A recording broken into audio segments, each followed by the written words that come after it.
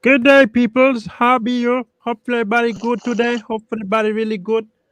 Uh, Glad you all made it. We got part two up in the house today. But before we get kicked off too fast and get ahead of ourselves, we need to drop this commercial real quick. We'll be right back. Hey, you, would you like Too Strong to promote your product or your social media platform? We have over 200,000 subscribers and followers combined. We'll promote your product or channel in the beginning of our live show. You can also provide us a link and we'll put it in our comment section forever. Get started today.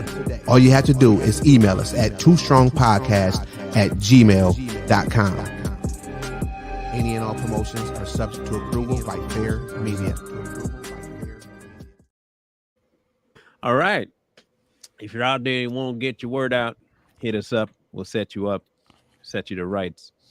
Now, we are on to the final leg. This week is going to be crazy because we got some crazy breaking stuff around the world, and we're going to be tackling it. Man, some crazy stuff. Mello just brought some China stuff to me that kind of blew my mind, but didn't really blow my mind at the same time. It was just a matter of time, and it's about that time. So, what do you expect? Now, as for part two of Mr. Willie Lynch, whether you believe it was a real letter or a fake letter, what you can't deny is that the letter's true. It may not be real, but it's true because it's being proven out today. So we're going to jump into part two today.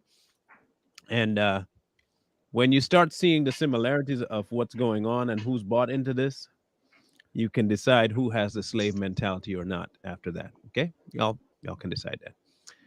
All right. Let's read Cardinal Principles for Making a Negro. Little disclaimer here. There are three of the urban persuasion here, and we are not Negroes. Okay. We're still on YouTube, right? Just making sure. Yes. Don't have what's his face, looking at our content going, this is not right. We are still not Negroes, okay? By this definition, we ain't Negroes, okay?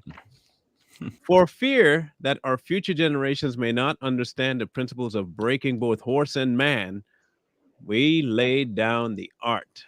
For if we are to sustain our basic economy, we must break and tie both of these beasts together, the N word and the horse. We understand that short range planning in economic results is in periodic chaos, so that to avoid turmoil in the economy, it requires us to have breadth and depth in long range comprehensive planning, articulation, both skills, and sharp perception. We lay down the following rules. Both horse and N word are no good to the economy in the wild. Both must be broken and tied together for orderly production. For orderly futures, special and particular attention must be paid to the female and the young.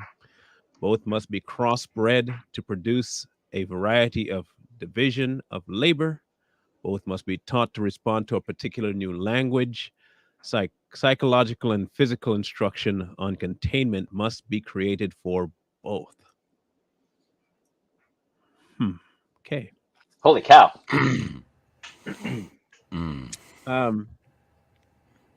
Okay, so question. Okay, if it ain't real, I must know how he was this accurate about what was coming. Okay. Has that layout and that plan succeeded today? Yes. And you notice he always talks about the future, for the future, for the future. I mean, they knew psychologically a lot of these behaviors would get passed down from generation to generation and generation and generation. Though people are a lot smarter these days and don't fall for a lot of it, it has been passed down in certain, Black communities because a lot of them still live by this or still act as if they're under Willie Lynch still. Now, the part that's tripping me out, and it may not trip other people out, this right here. Okay, this whole new language, this new language thing. Do you know how today, unfortunately, a lot of the African American population lean towards their own jargon and own terms and own words and They respond to certain things only, and they have a certain genre of things that they have to stay in the channel of. And if you step outside of that, you are called a different type of thing. Um, that particular line has 100% worked. That has 100% worked, and that's a crazy, crazy thing that we want to say that this is our word and our. I'm starting to think now maybe it was a given thing, and the few that liked it ran with it, and unfortunately, it's now become mainstream. I don't know how you say it, huh? Mainstream at that point. Mainstream. Because well, who? Oh, go ahead. I'm sorry, Jay. I was just gonna say because like this particular new stylized language is being adopted by everybody in every demographic and every racial demographic to the point where now it's widely accepted for anybody to speak in this new particular language, if you know what I mean. If I'm picking up what you're stepping in, if I'm smelling what you're stepping in, No, then it's heavy too.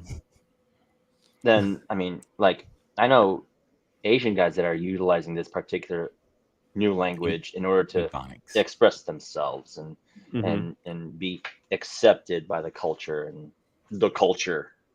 etc. Well, here's something to think about. Let's put things into perspective. What if they actually taught them this language that we're using now, that some black people are using now? They kind of taught them that off-brand of English to not make them equal. Because if they were teaching black people to talk exactly like them, in their brain, the white man or whoever, the slave master's brain, oh, now they think they're equal. So we can't teach them perfect English. We're going to teach us how to cut their words off and teach them different ways of saying things so they have their own language. And it just got passed down. A lot of this didn't start in Generation X. This started long before a lot of these words. Of course, they evolved and more words were added. But I really think when they talked about a new language, they didn't teach them all that new language. I'm not going to say every slave was taught this form of English, but the ones that were the low of the low, there was no way they was going to teach them proper English. There was no way. So let's create another language. Well, they also transferred it to music. Yes. They found the best way to do it would be through the ear. Now, you have to remember, too, if we might think that slave masters were just evil, but they were brilliant, too. I'm going to give Jack his jacket, okay? You don't think they heard slaves singing in the fields and in the huts and just singing along and take music and decide that's their communication form and that's the most influential thing we have over them? You don't see that being a problem to do? Of course they'd do that. Mm-hmm. Now, here's the thing. You have a few that would just leave. The ones that were free and had nothing to do with it, and they were free-minded. They didn't have anything to do with the adaptation of all of this nonsense. They just ignored it. And when they tried to tell the others who were getting suckered into it to break free, they were hated on. Yes. And it's right now you're seeing it in full force. They're like, you see it right now. People like ourselves are going to be the black sheep, so to say, of the race. Yeah, and you're not allowed to. And tell me if I'm wrong. Us as black men aren't. If we talk properly around a certain group of black people, that's kind of frowned upon. Mm-hmm. And they look at you like you're crazy. What man? Why are you talking white? Why are you talking like this? What? I'm just talking the way I was taught to talk. Look, I can't. This is what I'm saying because, I'm saying both areas in which I grew up, Midwest and the West Coast, they speak proper. Mm-hmm. I think it's just it's kind of like how on the islands, what I'm saying, they have a dialect. Mm-hmm. You can speak English with a tourist, get through to the point, but when you speak dialect, the tourist is lost. You see what I mean? So I feel like it happened the same way with the slaves. The slaves really didn't have, but they were limited on the language. Like it's kind of like how both of Marlon and Bro just said, it's a mixture between the two. So they were given a broken language and then given bits and pieces of that broken language. So there's words that they don't understand. So they're trying to make up a word, or as we put it, ebonics, so to speak, to try to fill in that gap of what they don't know. because they don't know how to understand it or explain it. So I feel like that's how it started into them speaking their own language enough to build the Underground Railroad where no one knows what they're talking about. They were talking codes and because some of their songs were all slick messages and codes for the Underground Road for them to escape. And when so what goes back to being proper, I feel like just because down south during that time, we all know Southerners talk. Can't understand nothing. Yeah, that Southern drawl is amazing. So I agree to an extent with the colloquial talk of the Caribbean and our dialect. The difference is we promote and push to not speak like that unless you're home or you out partying. That's the only location that you do that. Even in their businesses, without the tourists there, you don't go in there talking the broken English. Like it's almost like a sign of stupidity for you to do it. Because if you can, then you should be able to speak in an articulate manner. And then when the job's done, break free. Now talk all you want to talk when you're home. But when you at the job, we ain't doing that. You can't walk into any business like we go into the banks. And I might know the guy behind the counter, but I don't know Jacob the way I know Jacob outside of the bank. When he's behind the teller, the machine, he's behind there, he's talking to me as though, we are doing a mutual exchange or something. The problem I see is that the new, I would say new as of the 70s, early 70s, the new adaptation of the African American, for the most part, seems to want to have as much street in his language, regardless of where he is, and have people accept it as normal. There is no differentiation anymore between the professional because if you act professional, it's white. I'm not saying all of them look like that way, but there are quite a large populace of them that think if you speak proper in a certain location, you're white. You act in white. It's not pushed to not speak a certain way. I'm not saying there's something wrong with Ebonics. I'm dabbling it once in a while. I do. I'm just not that proficient at it. I can understand it. But here's my thing. There is a population out there that has majority of the airwaves. And we're talking about producers, musicians, TV personalities that promote this stuff enough of the smaller mindset people that it becomes over time more and more normal. Gladly, a few are breaking free of it. And I'm not saying you can't. Like I said, I'm not saying you can't. Time and place. And I think there is a time and place for everything. Is it kind of haughty to talk like that? I don't know. I don't think so. I think the majority of people want to be spoken to a little bit more respectful. I mean, that's just me. I don't know if I might be the only one thinking like that, but maybe I am. Maybe I'm just I like it too neat. Maybe that's just me. I just like it too neat. But it's the notion of, but if it's the notion of the idea of we want to treat people with equal value and equal respect, to be able to address somebody in a fashion that's professional and proper, rather than speaking to a colloquial comfortability, wouldn't that be infantilizing them? Because if I'm going to talk to bro, but I talk to him in Ebonics, I'm going to come to the expectation that that's all he knows. And therefore, if I don't talk to him in proper English, then for me to do anything else otherwise would be infantilizing him and not really be fair to assert that, he's an intelligent and intellectual human being who can articulate properly and process his thoughts properly. So if I'm going to sit here and be like, yo, bro, what up, bro?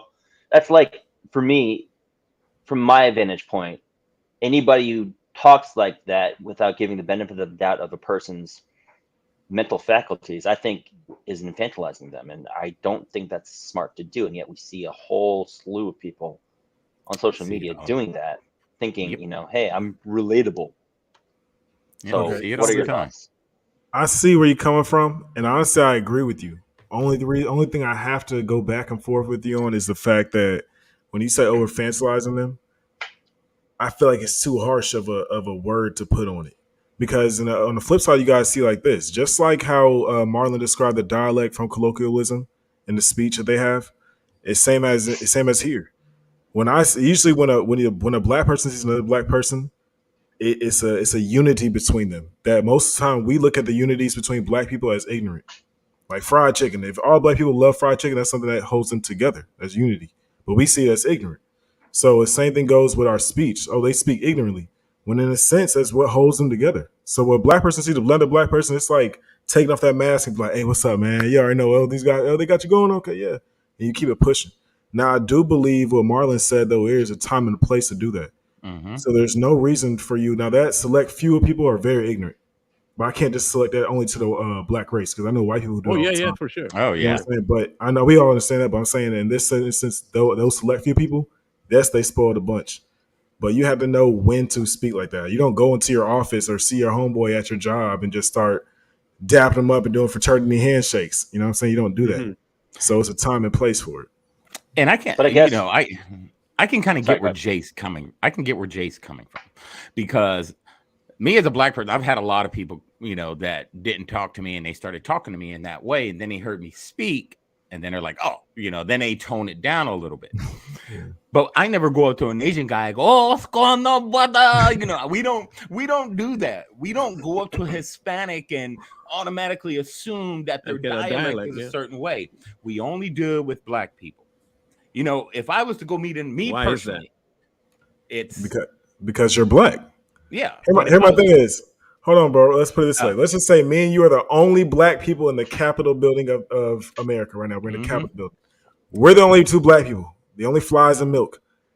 Something about us being there in the same color with the same cultural background, we should have some type of bond where it's like, all right, yeah, what's up, man? I mean, yeah, and I agree with that. I mean? So it's on someone else on the outside looking in, it's like, okay, I got a brother over here, I'm gonna go talk to him. When they hear the properness, I don't think they see you as a disrespectful way if they're not ignorant. You know what I'm saying? Yeah. But a real mindset won't see it like that. They will see it like, okay, maybe he was just the same color as me, but just raised in a different way. So I can't approach it. Now I don't know how to approach it because all I know when it comes to black people. You see what I mean? See, my only concern though is that, like, okay, so for instance, from an anecdotal standpoint, I work with a guy and we get a lot of delivery shipments in and out in our warehouse, and the delivery drivers who happen to be black, they walk in and we expect to receive their shipments and whatnot. I have a coworker who kind of sort of, for the sake of relevancy, tries to be more hood than anything else, while myself, I approach this guy professionally.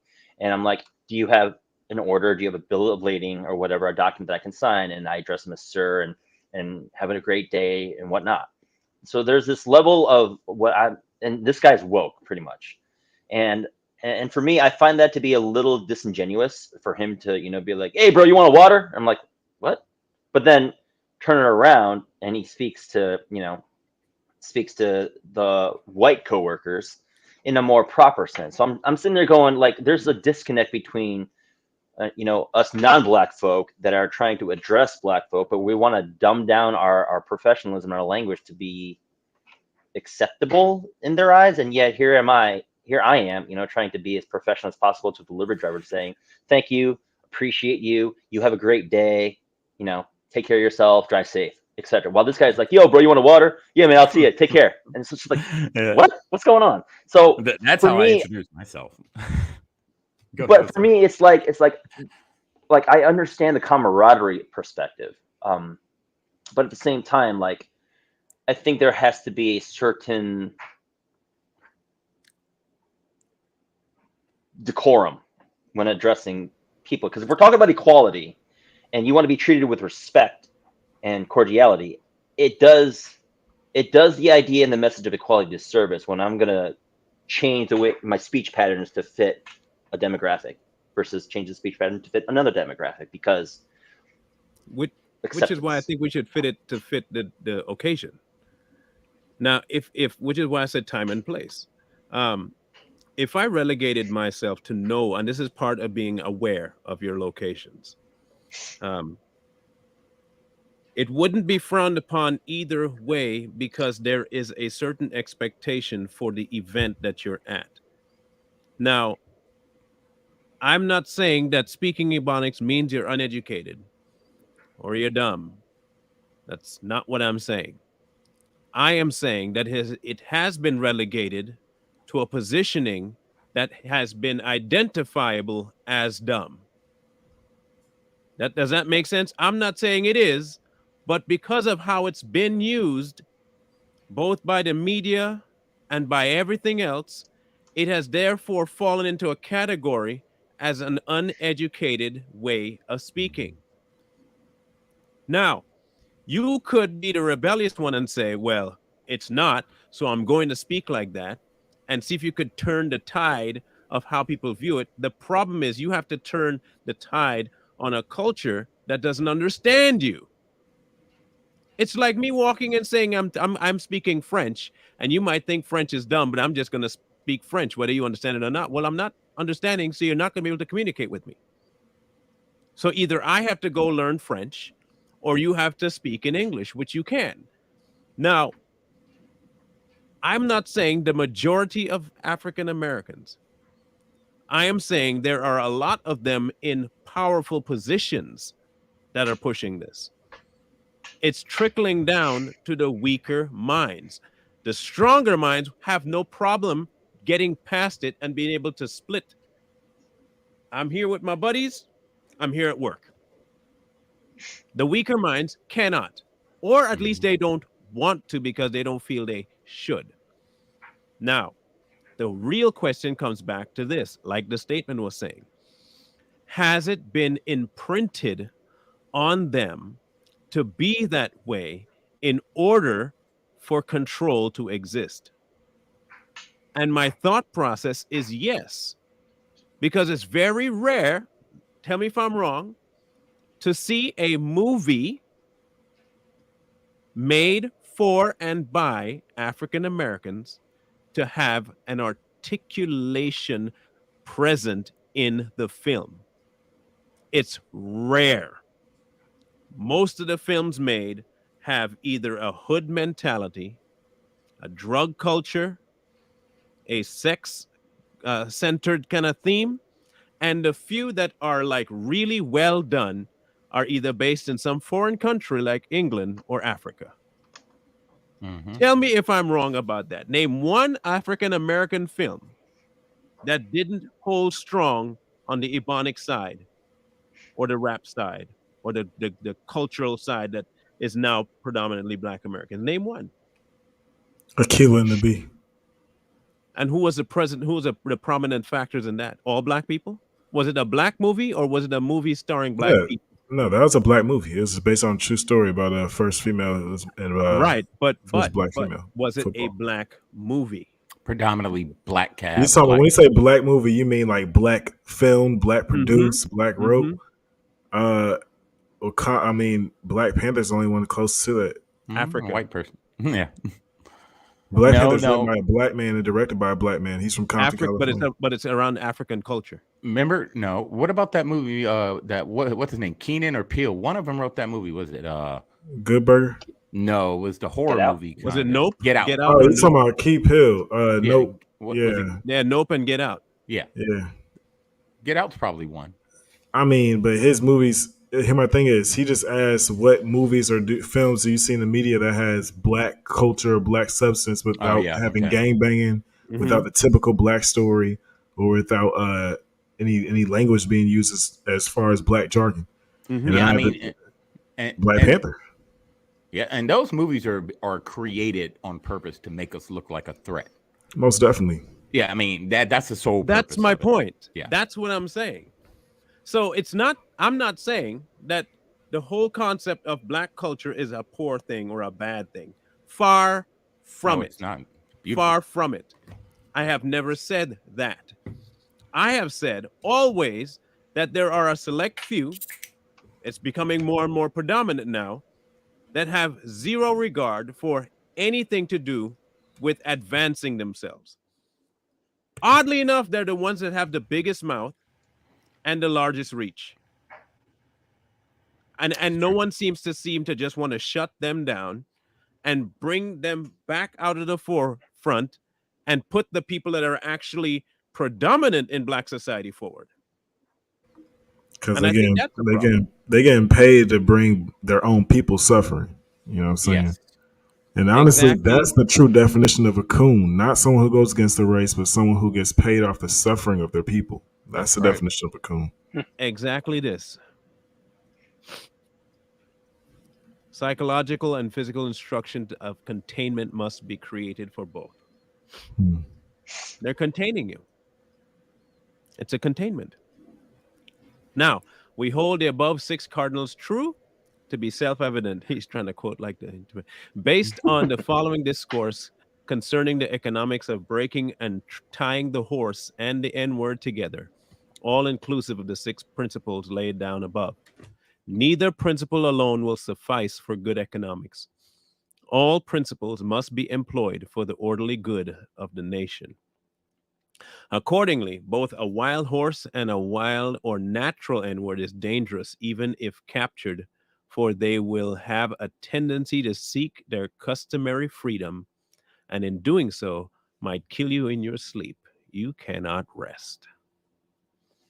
Now, we ain't gonna kill nobody in your sleep. That ain't us. We free, but we ain't gonna do that to you. No. Um, However, we might just break free and rob you your money because now your goods just ran off. Yeah, That's it. true. I mean, and that's that's how they instilled fear, and then the fear continues today. It started with stuff like this. They made us into a threat. They're bigger, they're stronger, they're faster. And they just had to continue it, and that's how people see us. Not all of us, but they see us as dangerous, very dangerous. Shouldn't though. I can I'm understand pretty that. nice. I I'm a can pretty understand nice why they guy. think we're dangerous. I can understand. A brief discourse in offspring development will shed light on the key to sound economic principles. Hmm. Pay attention to the generation Whew. of original breaking, but concentrate on future generations. Therefore, if you break the female mother, she will break the offspring in its early years of development. And when the offspring is old enough to work, she will deliver it up to you for her normal female protective tendencies will have been lost in the original breaking process. For example, take the case of a wild stud horse, a female horse, and an already infant horse, and compare the breaking process with two N-word males in their natural state. A pregnant N-word woman with her offspring, infant offspring, take the stud horse, break him for a limited containment, completely break the female horse until she becomes very gentle, whereas anyone can ride her in comfort. Breed the mare and the stud until you have desired offspring, then you can turn the stud to freedom until you need him again. Train the female horse whereby she will eat out of your hand, and she will in turn train the infant horse to eat out of your hand also. When it comes to breaking an uncivilized N-word, use the same process, but vary in degree and step up the pressure so you do so as to do a complete reversal of the mind. Um, Welfare. Mm-hmm. Ooh. Welfare, child support. Now, again, not all, but they exist where they have given control over to an entity and they do the exact same thing to the children where they break the children and eventually become the next generation of outcasts. Mm. She is believed to be strong, but what she really is subservient. And she hands off her goods and her time in exchange for money and hands off her kids to do the same thing and perpetuates the next generation, and next generation. Yeah, man. You have a lot of organizations that are helping with this process. Black Lives Matter, for one. The whole purpose is to destroy the nuclear family. You don't need a man in your life. You don't need a father in a family. The government's going to take care of you, and it's just this same mentality. As long as you toe the line and you do what we say, we're going to give you money. And then that dad that left you, he's going to pay you child support too. So you don't need him. And you mentally break them to where they become dependent on the modern day slave master, which is the government. And then what do the kids grow up seeing? They grow up seeing mama dependent on the government. She ain't got to do nothing. The government takes care of her, so I'm not going to do nothing. I'm going to get the same benefits. So it's just a freaking snowball effect, man. And this has always been their goal. Their goal is to keep the black family separated, to keep us down, and to keep us dependent on the modern day slave masters, which is the government. Facts. How much of that also is a result of white liberal feminism being injected into the, because here's the point. I heard that when Cosmopolitan started, they wanted to have, they wanted black women to join the "We Don't Need Men" movement of the 70s, and so Cosmopolitan was read by predominantly white women, anyways, and what Cosmo wanted to do was get the black women in on the thing as well. So how much of this is also the fault of white liberal feminism too? Well, all of it. And the lady that wrote that article, she actually years past, she actually became very religious and apologized for doing that. So, you can look it up. She actually came out and, talked about her wrongs, how that was wrong for her to do that, because she explained how it was her job to help destroy the black family, because they understood, and we've talked about this before, that a united black family is a very strong family. Now, I wasn't raised by my parents, but I was raised by my grandparents. It was both my grandfather and my grandmother. Very strong, very grounded family. And every kid except for one, my brother, came out very successful. You know what I mean? Because we had two figures in the house. We had the nurturer and we had the disciplinary, the one that was out making the money, that showed us hard work. Then we had the one that took care of the home and nurtured us. So we grew up with that in our family. And we turned out to be very balanced people. So, that's the goal is, and the goal is going to continue to be, until we stop supporting all these organizations, all of them, all these Marxist organizations that follow, Karl Marx and William Dubois, whatever his name is.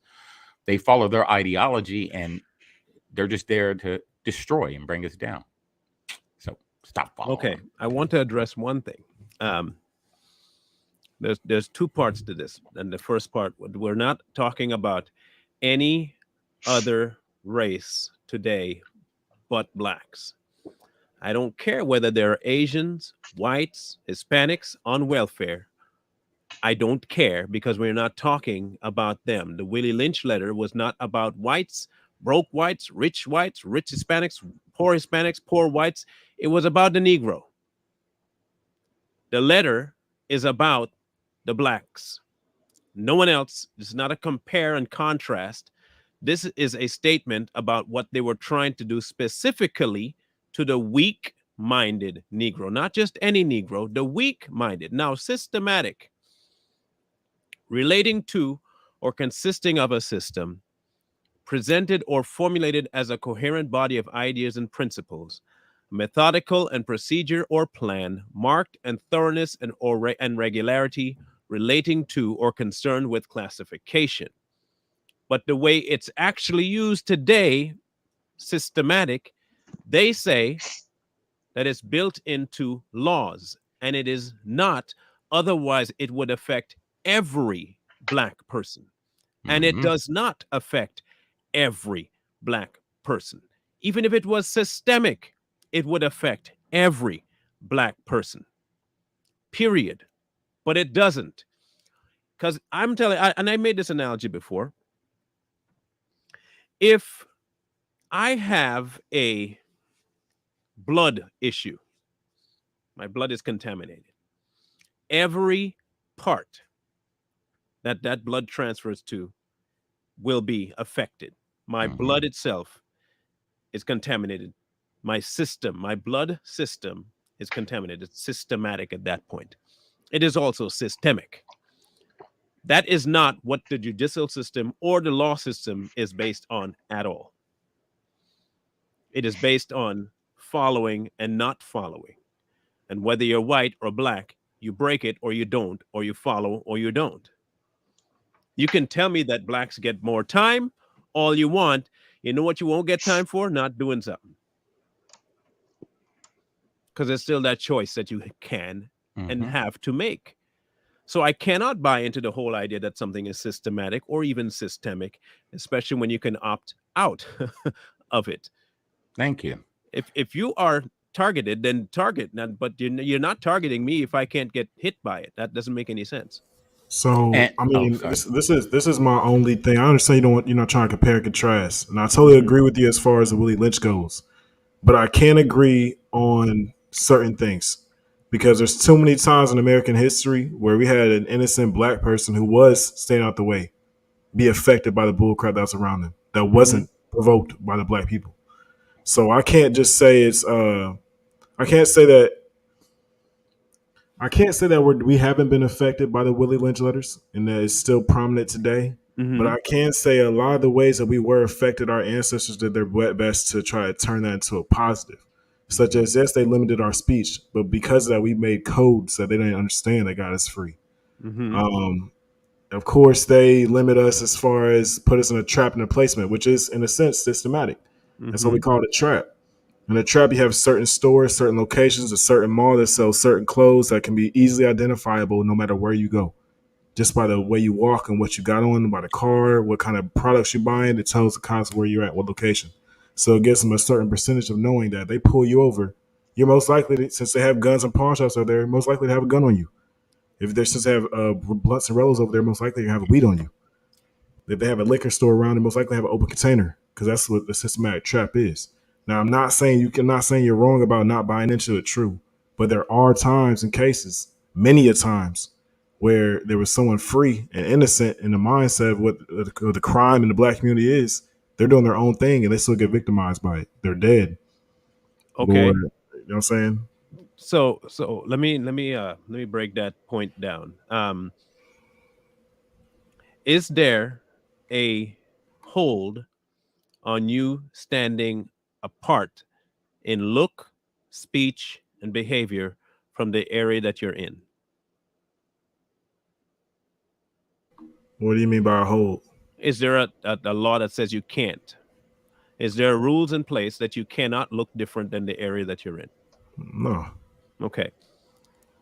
Can you set yourself apart fully from the environment just in how you look and behave?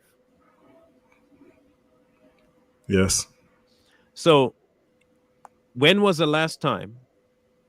I think I can recall one incident where a black individual was dressed in work attire, whether that be in manual labor or business attire, to be caught up in an incident that would pertain to someone that would normally not be dressed like that. Can't give you dates, but I can give you names. Sandra Give me a Bland. Sandra Bland, for one. Sandra Bland was dressed as a professional? Sandra Bland was dressed in her way home. No, but was she dressed as a professional? What do you mean by professional? I'm saying none of us right now are dressed as professionals. We're dressed in everyday attire. Isn't that professional? But I wouldn't go out looking like this, though. Why not? As long as your body is covered, isn't that professional? No, as long as I need to go out looking a certain. For me, look. If I know a clown out there is dressed in a certain way the cops are looking for, I'm not going to dress like him. But this I'm is just what I'm not saying. going to do it. See, this is when it borderlines into subjugating black people. See what I mean? Because now we're putting that label on them, that the same label. They put that label on them. I didn't commit the crime and look like an idiot. I'm not saying that. I'm not saying that. But what I'm saying is we perpetuate that by labeling it ourselves. But I'm not going to class myself. If you want to class, not you personally, but if people want to class themselves like that, feel free. But if I know how you class yourself has a look and people are perceiving it a certain way, I'm going to make sure I avoid the very appearance to look like you. Okay, I may look like you in skin, but if I have to dress what they may call nerdy and white, that's what I'm going to do. Okay, so what I'm saying is let's put it in a child's mindset. He's a child born in some environment in America, and let's put him in one big environment. That's LA. Most likely, if you're black in LA, you're gonna adopt a certain type of style. It's just the environment in which you live in. Just like if I lived in Scotland in 1800, would it be a choice that I'm wearing a kilt, or would this be part of our fashion? You have to identify whether the kilt But this had is a on. negative connotation to it, and whether you want to identify with the But kid. this is what I'm saying. We can dance around it, but still, in the end, that is part of their culture. No. The culture my- back home has a bunch of ridiculous people that dress a certain way. Like the women back home dress a certain way that my mother would never let my sister step out the house looking. The men dress a certain way. She would never let me leave the house looking a certain way. So let's do it like this. In the Caribbeans, I know for a fact that they still adopt West African culture. A lot of them. So in parades, they still dress like West Africans, right? In parades, they're called carnivals. Listen, Camilla, they listen. still dress like that. No, the smart people don't. I'm trying to tell you, the idiots do that. Clowns do that. People with no morals do that. The people in the Caribbean that want their children to thrive don't put them in carnival. Carnival is debauchery. Carnival is sexual. Carnival is drunkenness and smoking and weed. That is all they do when they party on a parade. The parade is not a parade like here. And I'm not saying in there or America that carnival mentality has changed. I'm not saying it didn't get perverse, but because of that, we know our culture. That's not culture. That's perversion. It's not culture. No, it's perversion. You want to? It's a good title to give it. It's a good title to give it. Culture. The Mayans had a culture too, where they would take virgins, gut them, take their heart, and eat it. That's a culture too. Is that a good culture to have? Would you brag about doing that? That's a culture. But that was their history. It's perversion, Mello. Call it what it is. I don't care what they want to call it. I could establish tomorrow an entire culture of pedophilia, which is what they're trying to do, by the way, in America. Is a whole culture of pedophilia. People want to buy in to this culture of pedophilia. Makes it right or wrong? That's wrong. Oh, but it's a culture. So should you identify with that culture?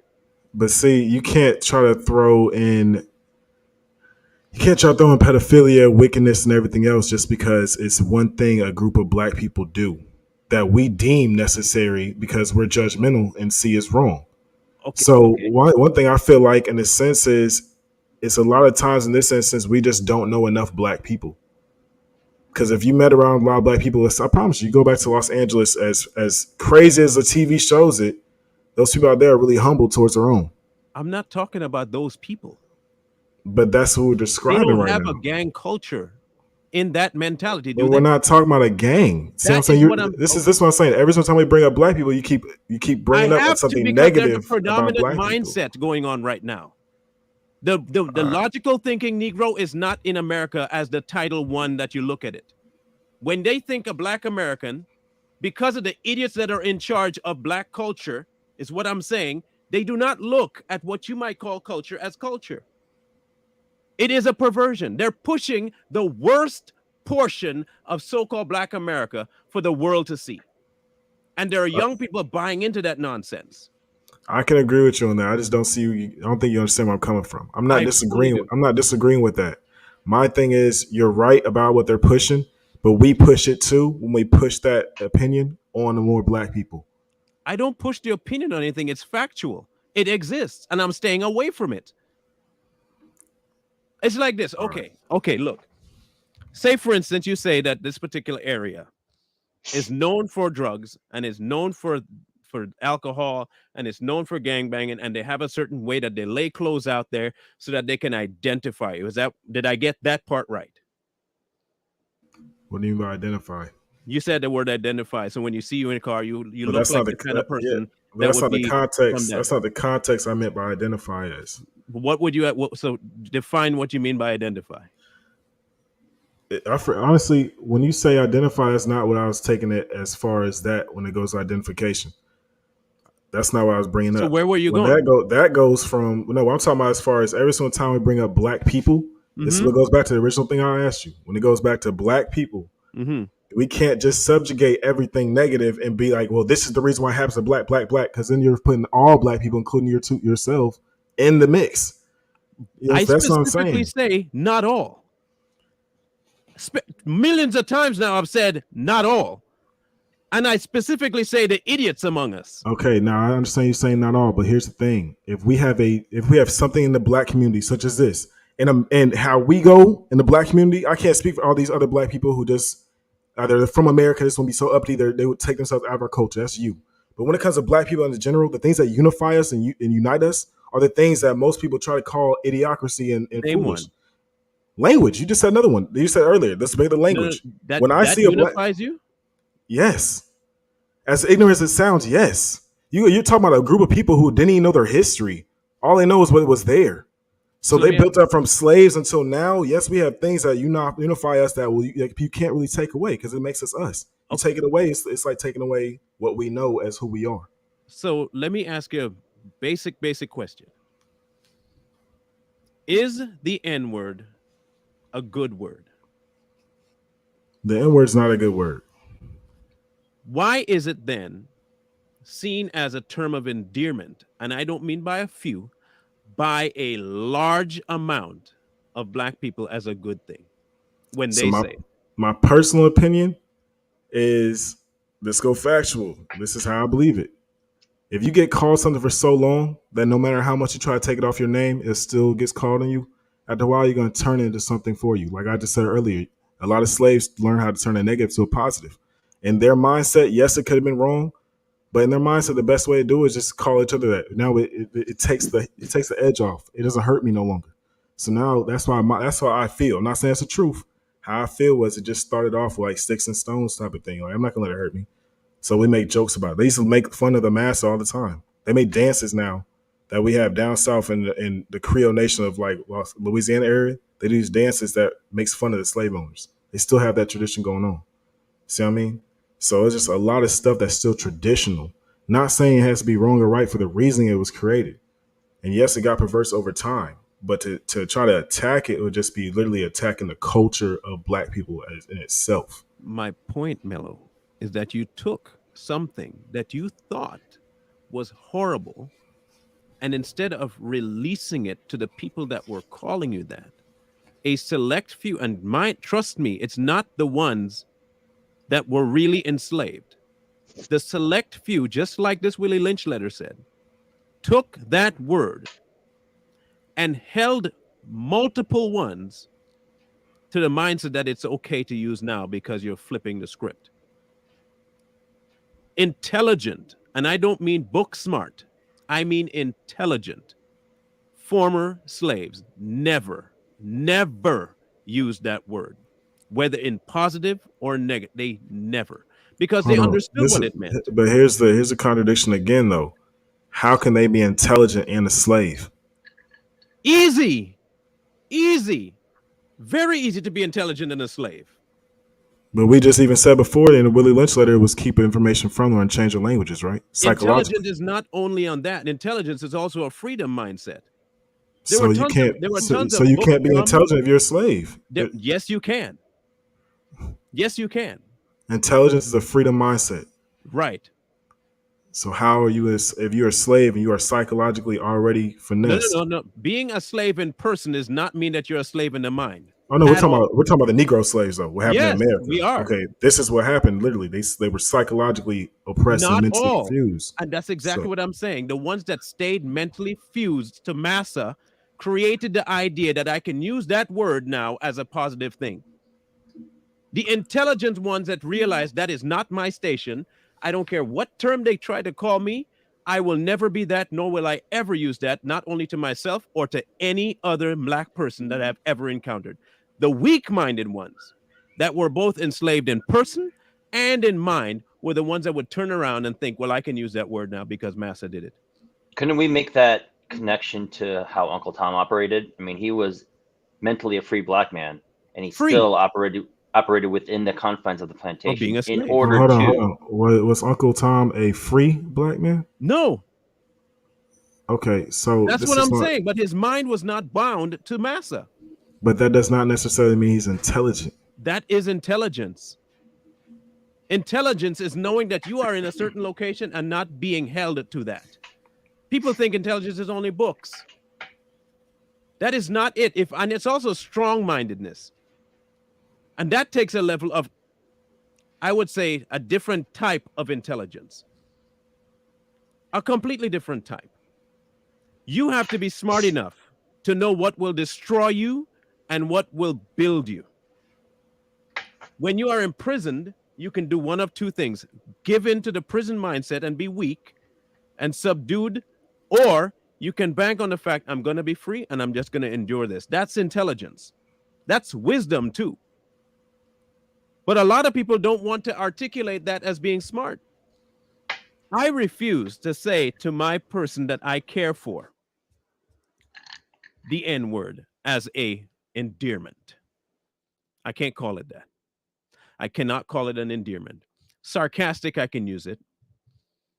I can regurgitate it, but I will never consider that word a term where I can say, you're my friend, you are my.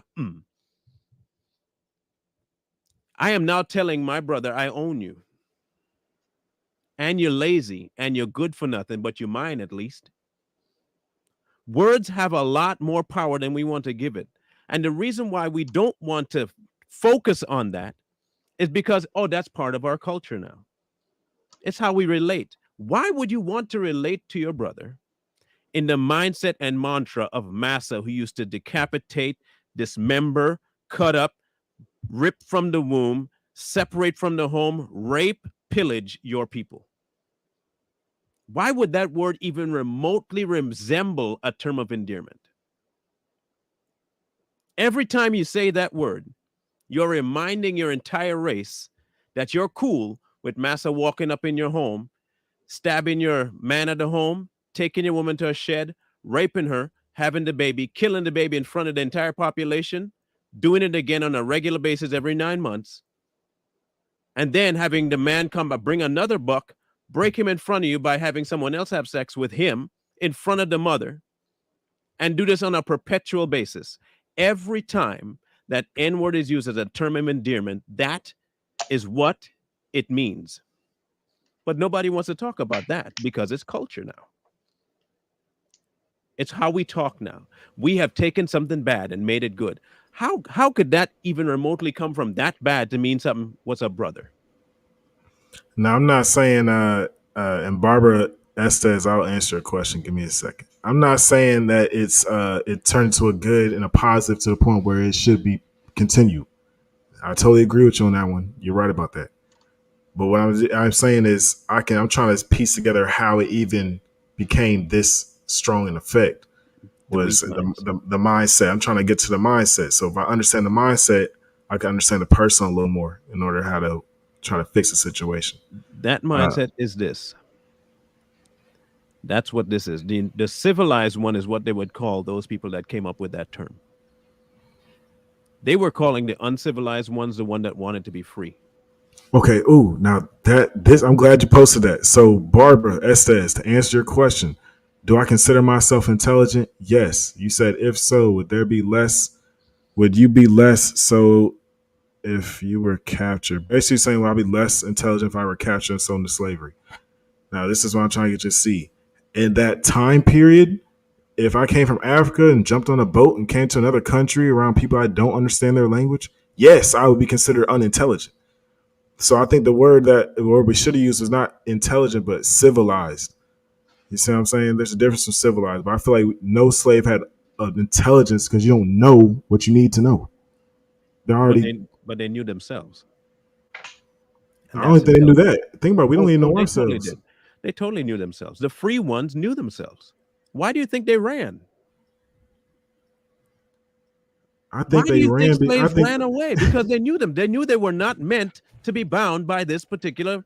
I think my thing is, if that was the case, I don't think they would have ran away. There would have been a lot more revolutions and revolts and coups. So I'm not gonna say they knew themselves. I just think they knew that they were in a messed up situation and wanted to get out.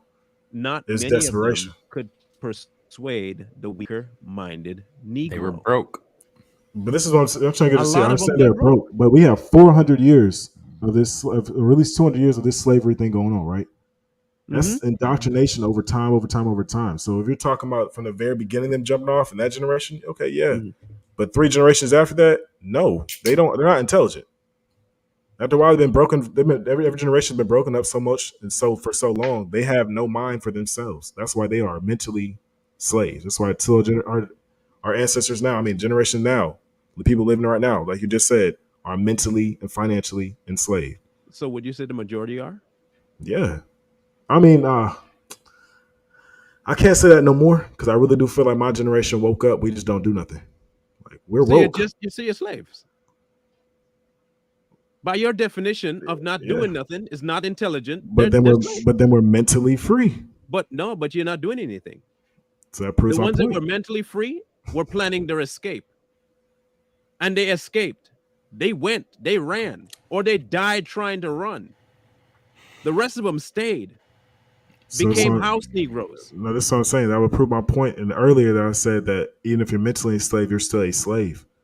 You see what I Being mean? a slave in person versus being a free man trying to get free is a completely different thing. You just said your generation is the one that's now free, but we ain't doing nothing. How are you free? Oh, I said mentally we're woke. That Yeah, but wokeness, yes. How? Because we actually go educate ourselves. We don't just So sit you're back and doing listen. something. Well, we don't do nothing with the knowledge. I feel like we don't do enough, or we're misguided with what we should do. Should I say? Because we do stuff, we're active. We're just proactive for the wrong things. So you think you're mentally free with that mindset? Yeah. Only reason because here my thing is we had to start stuff, and you have to actually get up and make an action to make a mistake to learn from that mistake.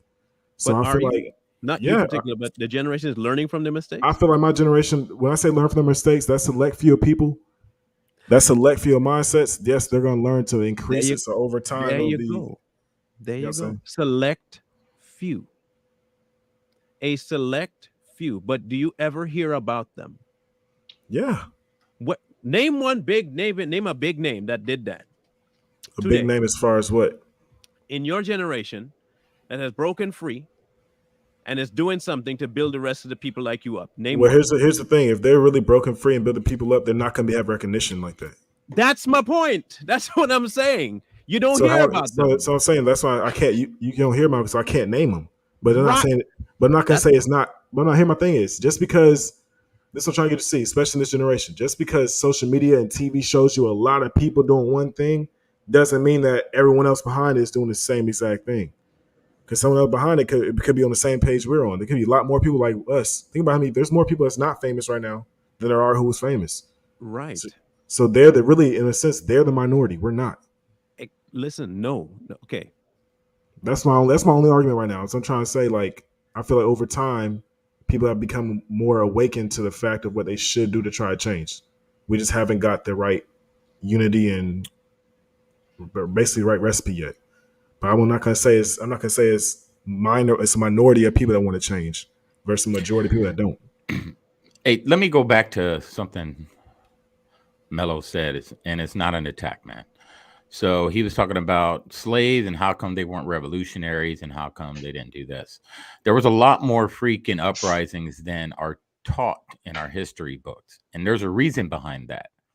If our true history was taught, and they said that all these slaves had these uprisings at these plantations, and they were doing this, that, and this, what would that do to a lot of black people who are mentally enslaved? Because we take pride in our history, right? Don't you think? Like a lot of our history, we do take pride in that. So if you start telling these young black kids that are slaves to the system, and it's not all, it's not, but there's some ones out there that are completely gone to the system, and you start telling them about how they broke the chains, they broke the mental chains, and they did uprise, and they died doing it. That would change a lot for the black race. Because they will be scared that eventually more and more black people will be reading the true history and how they broke those chains. So they don't tell us all the true history for a reason. You know what I mean? So I mean, look at Harriet Tubman, very very intelligent, and Underground Railroad, and she got a lot of help, and she was trying to get these slaves freed. And what did she do to the ones that didn't want to be free? Oh, if they try to run back, she put a shotgun in their back. No, she killed them.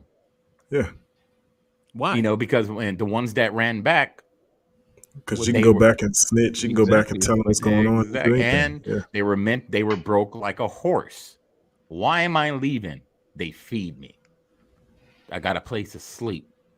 All I got to do up is pick some cotton for a couple hours a day. Why am I running through the woods to freedom? No, I'm comfortable where I'm at. You know what I mean? And that's where we're at now. Fast forward, that's where we're at now.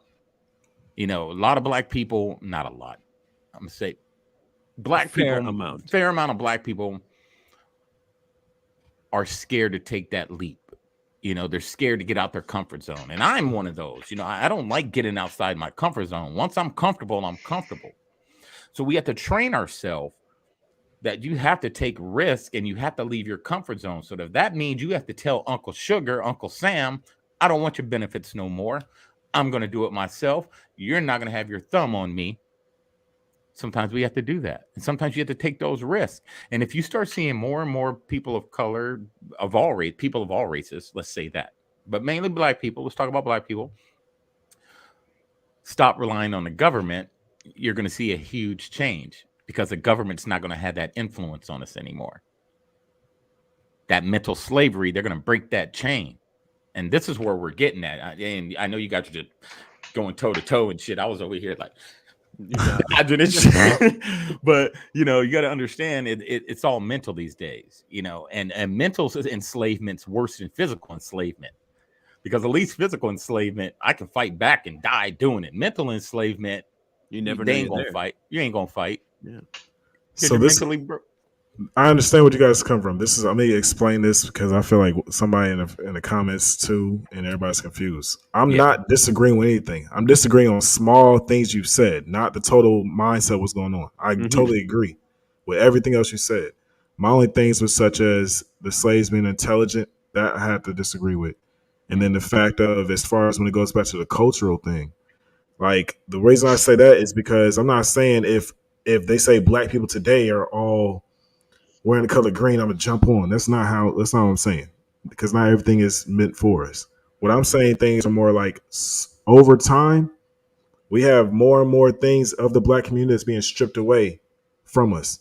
Such as, for example, we already know, going to a cookout, we always have a little, let's just say we have pork ribs. You know what I mean? Everybody loves ribs. Back in the day, we used to always do that. I know growing up in the 90s, baby, we used to eat ribs a lot. Oh, yeah, Uncle Cookout, the rest of that. Now they taking that away and say that because black people get diabetes, we can't do that anymore. It's not healthy for us. So switch up the whole black dynamic. That's one more. Because cookouts are one thing that's really big dynamic. We have our own menus that you bring to a cookout. Now they're saying 80% of those food causes high diabetes. Let's switch it up to something else. We can go back to language. Now, Ebonics kind of got destroyed in the 80s. Like, that wasn't really something big, but we can use it as an example. When that started coming out, black people were talking in their own codes and languages because they're trying to avoid police and other things, or trying to be so Black Panther it wasn't funny. That got taken away, and now you have less unity inside the black community. So what I'm saying is, the more you go out and we try to take away from the black cultural side, like simple things like that, I feel like it will just destroy unity after a while. Like, in the end, that's pivotal to say the black race is keep some. But of can that can I pose some kind of an imposition on what it is that you're asserting here? Like, again, I have to look at that and say, well, how much of these cultural positions are being stripped away because of external invitations? If you know what I mean. Like break that down in layman terms a little bit. Keep white liberals out of the cookout. Yeah. Them damn allies. That's what it is. Okay, so he has a point. Okay, here it is. Again, choices. Okay. If the black culture says this is what we do at a cookout, is there a law that says you can't have pork?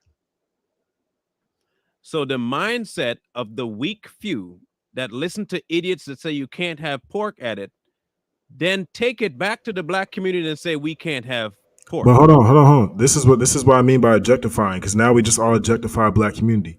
One, we're just drawing from your point of view. This was your example. Yeah, no, I'm about to break it down. This is exactly what I mean. This is perfect. So we just said, well, if it's that simple, just don't do it, right? Okay, but we don't see behind the scenes that they just raised taxes up for pork to go up. So now to buy something, you can't afford it. But then everything else you don't want and you can't buy is now cheaper. So it I wasn't can't buy ever a eggs, and I choice. like eggs. Eggs ain't a black thing. That's a good example though. But it's not to be a black thing. I'm just talking about in certain neighborhoods. It's not. It has to be yours. Because I'm telling you, so you go to certain neighborhoods, you'll see the price difference from one thing to another. Well, and I've noticed the taste different too for salt. I get that, but again, and this is going to sound bad, and you might think that I'm just being stereotypical. If you consider your culture that near and dear to you, you would make accommodations to make certain things happen. But they don't. Because I don't consider food a cultural thing. I'll tell you why I don't consider it cultural. Roti is from India. The Caribbean got a hold of it and they put their own little twist on it. I like the way we do it in Trinidad versus the way a true Indian does it. Is it the same food? You could make an argument that it's not, but it's no longer Indian culture. It has now become Trinidadian culture. Now you can take that exact same meal, move it to a whole nother island, and it doesn't taste anything like it, and it's a completely different palate, and now it's theirs. If I really wanted to make something mine, I would go out of my way to make it mine. When you say something is cultural, it should be innate to a certain brand of people, but it is not. It shifts, it changes when other people tell you to stop. That's not your culture. You are too influenced. If that's the case, name me one thing that specifically only one culture uses only them. That's my point. There is nothing. That's why I say you shouldn't have something like culture. But we still have different cultures. No, you don't. You technically don't. We have habits. I'll call it a habit. I mean, I'm not going to say you're wrong, but I have to disagree with that, and I'll close out by saying, like, in America, we have to face reality. This is America. There's so many cultures in here. It's not funny. See what I'm saying? So why is it the only culture that ever gets objectified is the black culture? Because there's not much history in the black culture. You just said it. There are so many cultures here in America, right? Is that an American culture? America doesn't have a culture. American doesn't have a culture? No. So the American culture isn't everyone's culture in one melting pot? That's not the American culture? I mean, I guess that's what America is. I wouldn't say that's the American culture. We accept every culture. We have a culture of accepting every culture and making it welcome in one spot. That's the American culture. I mean, I see where you're getting from with it, yeah. So when you say that everyone has a culture, that's untrue because it look, I can go to a region and they have a habit of doing something. I can go to another region, they have a habit of doing something. Have you ever been to Chinatown? Chinatown? Or Little Italy? Yes. You've been to places like that, or a straight Jewish village, or Amish country. That's America. Those are cultures in America. Yes. So I'm saying, if they're saying, this is what I'm saying. You can't say there's no such thing as cultures if there's cultures. There is no such thing to me as a specific culture, and I'll tell you why. Every human habit has a habit, a formulated habit. A culture should be something set. Name one that has stayed the same 100% of the time. Name one. Name one culture that has never changed from its conception. I really want to say Europeans, if you want to go in that argument. But we'll be here all day trying to prove that. They've evolved because Europeans have stayed. Oh, you're talking about evolving? That's just something that humans do. That's a trick question. We're not talking about evolving. Every culture has taken on something else from something else and moved on to something else that they call that culture. So obviously the culture isn't by itself innate. No, but the culture have something that you call a habit that you change. See, what you're saying is you're trying to split hairs on it and be like the culture is what you create. It's not what you create. It's what you adopt and how you do it in your own fashion. That's creating it. That's not creating. You've now created a brand new version of that thing. It's no longer the same. Okay. My thing is, black people never created a chicken. That's been all over the world. But the way we made it has become and adopted a way where it's our culture. In our culture, we fry it crispy. In the Indian culture, they like to add hot and spicy bean, whatever they add. That spicy. Do you think that's an black American thing to fry chicken? For how we do in our region in America, yeah. What's the reason you do it in America? No, I'm saying for the region that we're in America, yes. So are there other regions that fry chicken? Yeah, of course. Is it a Black American culture that they're participating in? In America, yes, black people are known for chicken. No, no, no. Keywords in America. I'm saying you're attributing frying chicken as a cultural aspect to Black America. Yes. Is frying chicken the culture? The chickens are the culture. It's the I didn't food say itself. the chicken. I said, is frying the chicken the culture? Yes. Also, that's So, part of our culture. Specifically to Black Americans. Yeah. So if I'm a Caribbean guy and I fry chicken, am I adapting a Black American tradition and culture? No, because here's the thing is, one thing about the culture everybody's missing is culture is how you are also raised. You can be a white guy raised in a black culture No, because you came from a but you're black not answering household. my question, though. You said it's specifically Black American.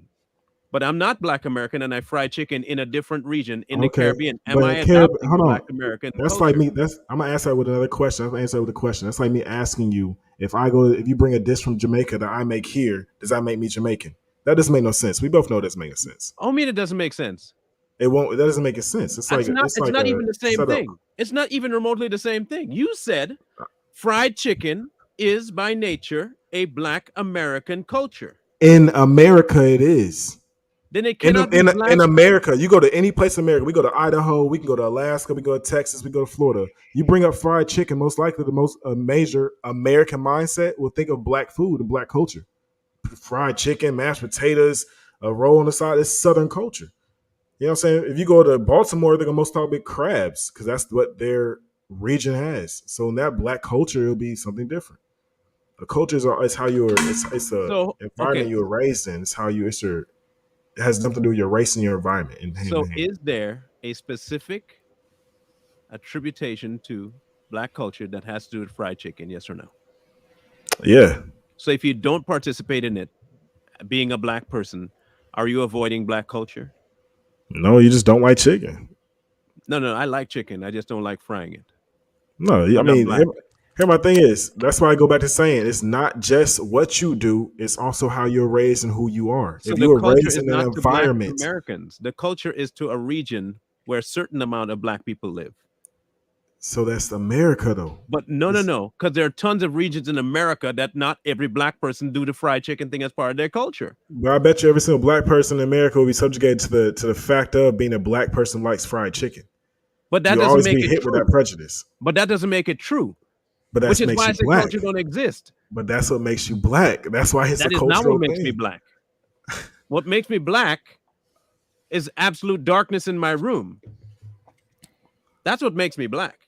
The absence of light. That will make me Black. I'm trying to tell you this. Because you say Black American and fried chicken is a cultural thing, yet still I can go to a spot in America that does not have fried chicken, predominantly Black, but they don't have that culture of fried chicken. Does that make them less or more Black American culture? All right. So I feel like we're breaking the questions down too much and getting away from the original topic, which was you were saying cultures don't exist. It doesn't. And I'm trying to get you to see that cultures are very real. Habits exist.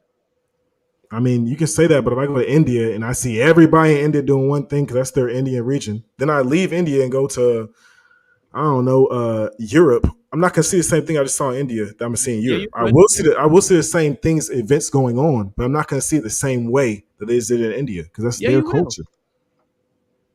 There's carnival in England that looks exactly like it is back home. But it's set up for English history, isn't it? No. Oh. No.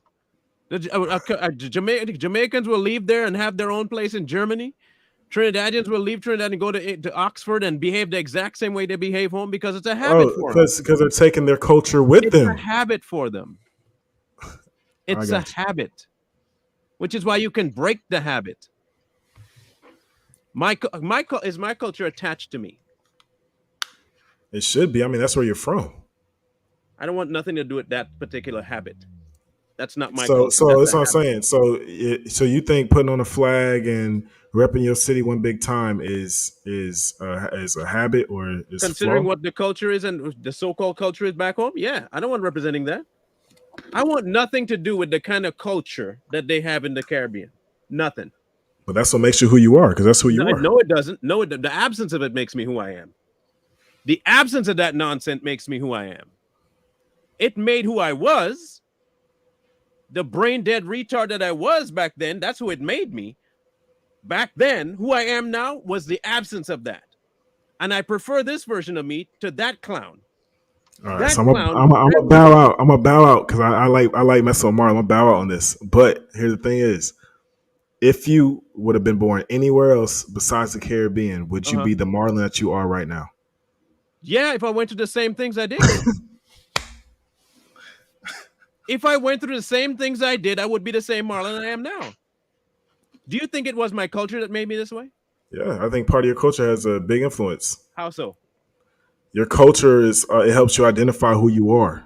When you figure out who you are, you can figure out your purpose. Influence me. How much of my culture influenced me? Do you think? It depends on when you moved to America. 19 years old. Well, here. Oh yeah, you had a pretty good. How much did I participate in my culture? 19 strong years. No. How much did I participate in my culture? Oh, I don't know. But I'm saying if you're around That's it, my then point. So you you are don't in your culture. No, here my thing is. No, hold on.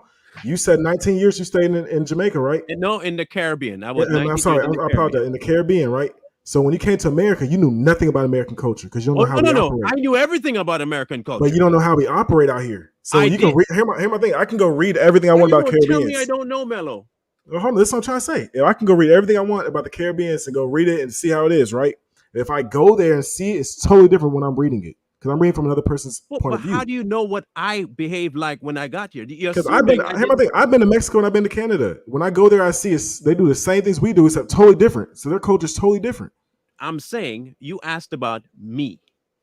First, you don't know how inundated I was in the so-called Caribbean culture. You don't even know how disconnected I was to the Caribbean culture. You don't know how disgusted I was with the Caribbean culture or how much I alienated myself from the Caribbean culture. I could have been down there and had nothing to do with anybody, which I mostly did. But here my thing is, you acknowledge that it's a culture, and just because you're down there, you are still going to be affected by it. I am terming it the way you understand it. It's a habit of living. Can we look at this a different way? I was born in America, so I'm full on American citizen, have American values, understand America. I am now I have by choice now closely tied myself more to my Korean roots. What say you? Me, I'm not tied to anything. I'll be honest, I was in the military, man. So I was around a melting pot for 22 years of my life. Now, is there a lot of culture when I go home to see my family? Of course. But I'm only around my family maybe once every few years. The rest of the time, I consider myself just a melting pot of an American. And I accept I know a lot of cultures. I know a lot of different foods. I'm a chef. And I don't go, when I cook chicken, I don't go, I'm going to make me some black food today. I just go, I'm going to make some chicken. Or I'm All right, bro. You just said something. I got a question, right? You just said that when you go back home, you see your family's culture, but do you stay around long? No. Okay. That means you recognize the culture, but you're not being affected by it. Now, here's the thing. You would actually have to grow up in it and understand it in order to not like it. Is that true?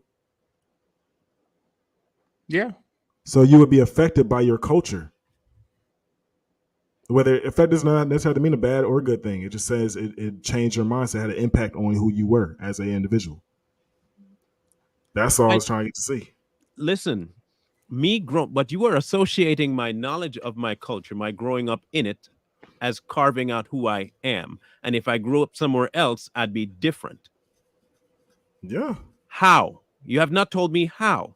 Okay, let's see. Let's just say if I grew up in London, I'll be extremely different because when I'll be seeing the world different, I'll be seeing it from their point of view, not an American westernized point of view. I can agree. On top of the accent, on top of the way I eat and what I like, because in London they don't put ice cubes in their drinks. Lukewarm is how they serve their food. In America, I like my Coke cold. That's the problem. Coca-Cola, by the way. So I like my Coke cold. So it's just the two different cultures in itself. You see what I mean? That's what I mean. So how you grow up in it is how you'll be affected by it. So if you grew up eating rice nonstop and I grew up eating cheeseburgers, it'll be like it's a cultural difference when you hit it. It's like, oh, these people don't eat rice, man. Where the healthy food at? And you see us gorge on hot dogs, pizza, and cheeseburgers. It's a cultural thing. I don't consider that culture. I consider it habitual. And you switch your habits based on where you are. People want to term it culture, feel free to call it culture.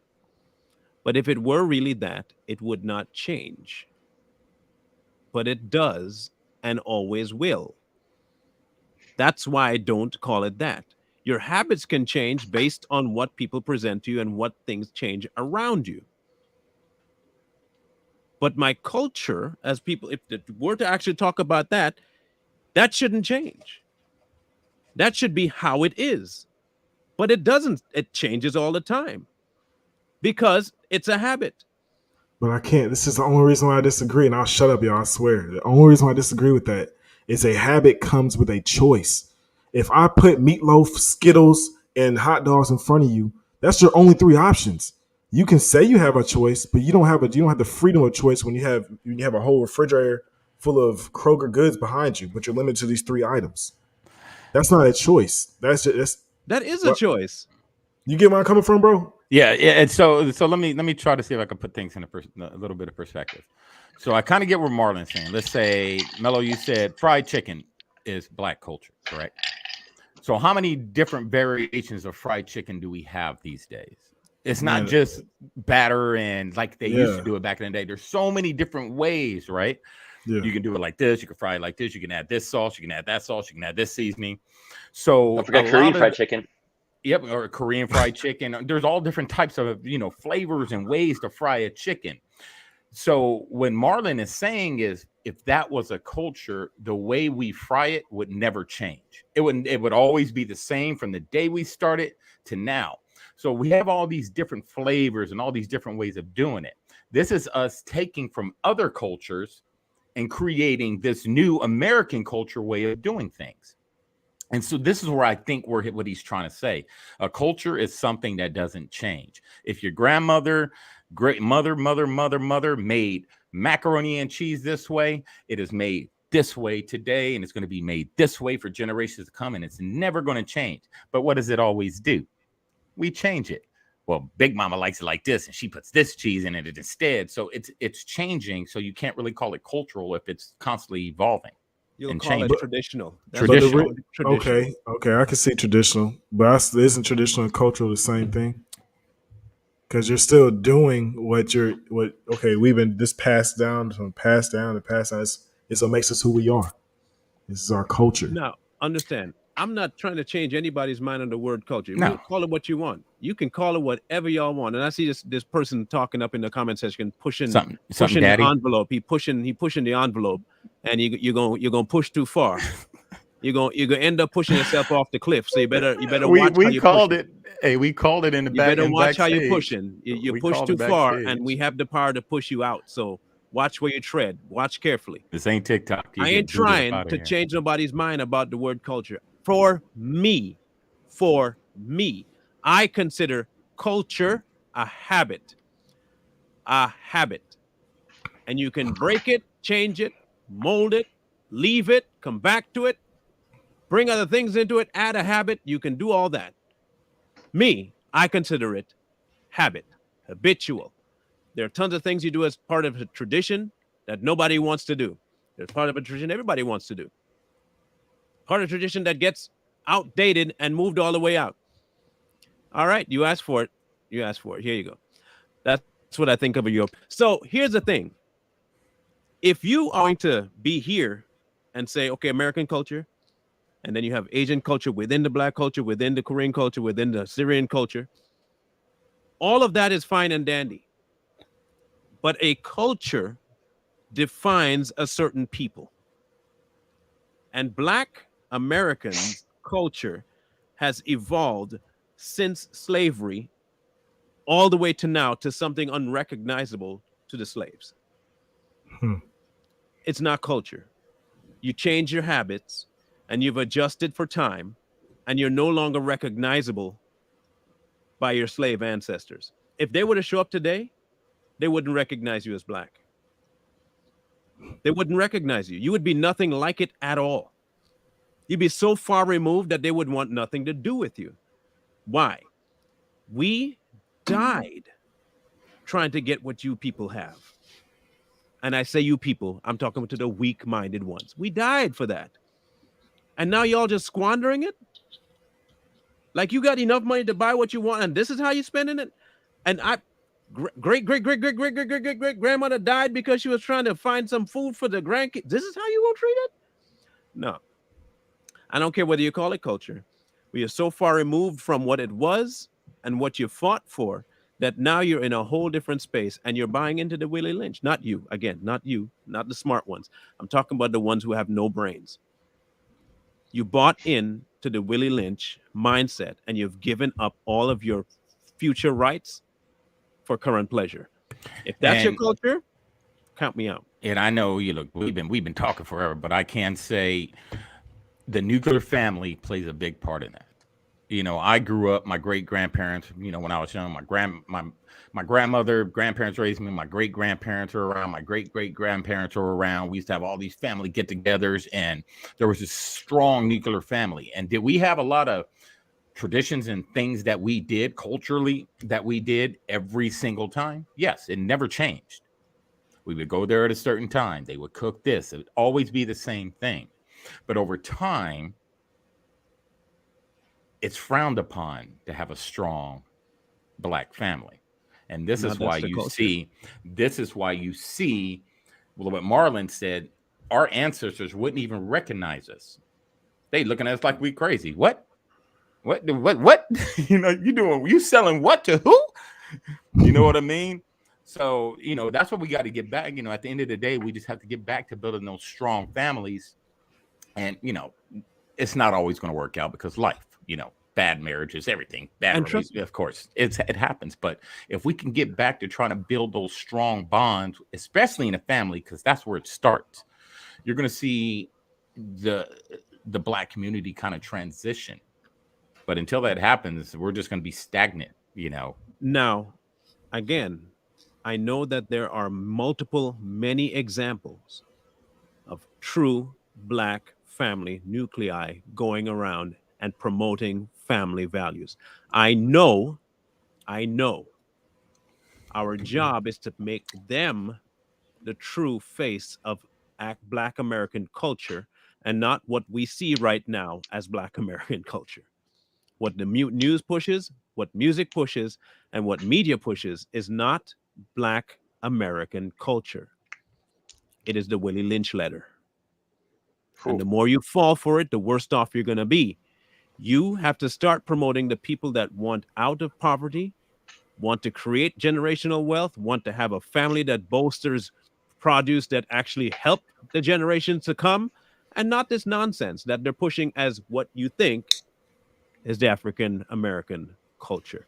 Because what you're really doing is buying into Willie Lynch. And before we go, one thing that the powers that be, as Marlon mentioned, the powers that be, the culture that they're pushing is the culture they created. Yeah. They created that culture. So, with all the modern day technology, they're just showing you something they created. Gangbanging was never pushed in my household. Doing drugs was never pushed in my household.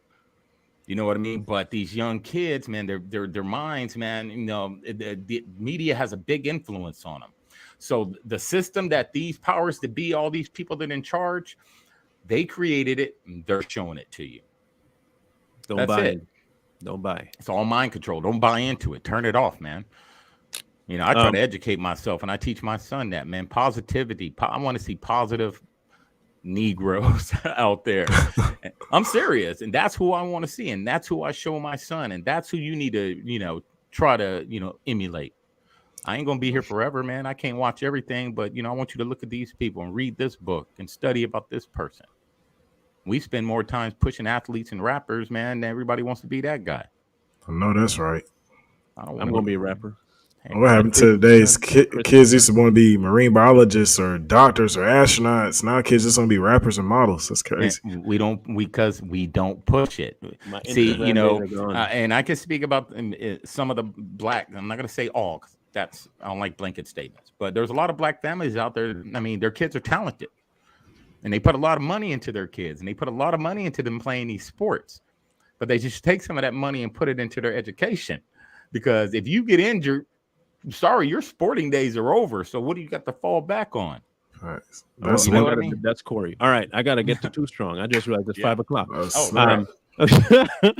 It was a good discussion. Yeah, I have fun. I like playing devil's advocate with you, Marlon. I learn something for every Marlon time. be getting all. The difference is I hold my point regardless of what the devil come with. Devil ain't gonna trip me up like that. Oh, man. We'll catch you guys on Wednesday. We'll be talking about China's takeover of the Middle East and what that means for the American dollar come Wednesday. And Jay Lee's going to be pinned as a bad guy because he's Asian. So we're going to talk about why Jay Lee's trying to take over the mix and About take over time. Too Strong and take Not all over the Asians are Savage Chinese, Patriots Marlon. because he is all Asian and that's what they do. We're going to talk Oh, Wednesday. Riri. We're going to talk Wednesday. Good Make luck, y'all Mr. keep up Buckman. with us. Snap that notification button to catch us when we come back on Wednesday. Peace out.